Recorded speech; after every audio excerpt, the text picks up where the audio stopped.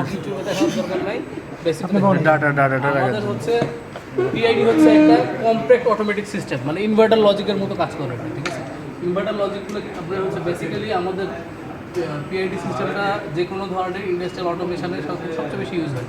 যেমন ধরেন হচ্ছে আপনি একটা ইন্ডাস্ট্রিয়াল প্রসেস কন্ট্রোলে আপনি একটা ফ্লো কন্ট্রোল ভালভকে অন এবং অফ করতে যাচ্ছেন, কিন্তু সেটার জন্য কোনো লোক আপনি রাখবেন না। আপনি পিআইডি ওটাকে সেট করে দিবেন, ওর চাহিদা অনুযায়ী পিআইডি ওটা চাহিদা মতো সিস্টেমটা কতক্ষণ অন রাখবে, কতক্ষণ অফ রাখবে, সেই ভালভটাকে সে কতক্ষণ কত পার্সেন্ট অফ করবে সেটা পুরোপুরি সে অটোমেটিকভাবে নিয়ন্ত্রণ করবে, ঠিক আছে? তো এই জন্য আমরা পিআইডি দুই ধরনের দেখতে পাই। একটা হচ্ছে পিআইডি কম্প্যাক্ট নিয়ে আমরা দুইভাবে কাজ করতে পারি। একটা হচ্ছে আপনাদের স্যার কয়েকদিন আগে একটা কথা বলছিল না, সেট পয়েন্টের নিচে গেলে সিস্টেমটা চালু হবে আর সেট পয়েন্টের উপরে গেলে সিস্টেম বন্ধ হয়ে যাবে। আর আমরা এখন যে কাজটা করতেছি কি, সেট পয়েন্টের নিচে উপরে গেলে সিস্টেম চালু হবে আর সেট পয়েন্টের নিচে গেলে সিস্টেম বন্ধ হয়ে যাবে। তো পিআইডির ক্ষেত্রে পিআইডি বেসিক্যালি যে কাজটা করতে হচ্ছে সেটা হচ্ছে পিআইডি সেট পয়েন্টের অরিজিনালি পিআইডি কাজ করে সেট পয়েন্টের নিচে, সেট পয়েন্টের উপরে কাজ করে না। সেট পয়েন্টের উপরে যদি কাজ করাতে হয় সেটাকে বলা হয় পিআইডি ইনভার্ট লজিক, ঠিক আছে?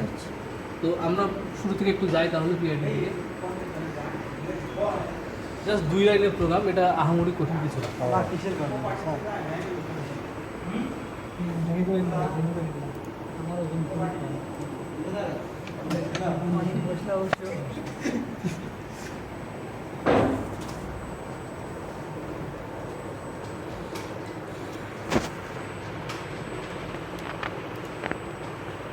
ভিডিও করা লাগবে না, এটা এমনি মুখস্থ হয়ে যাবে আপনাদের করতে করতে।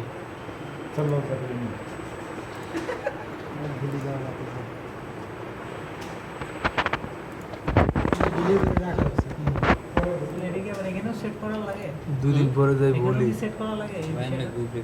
কি বিষয় সেট করা লাগে?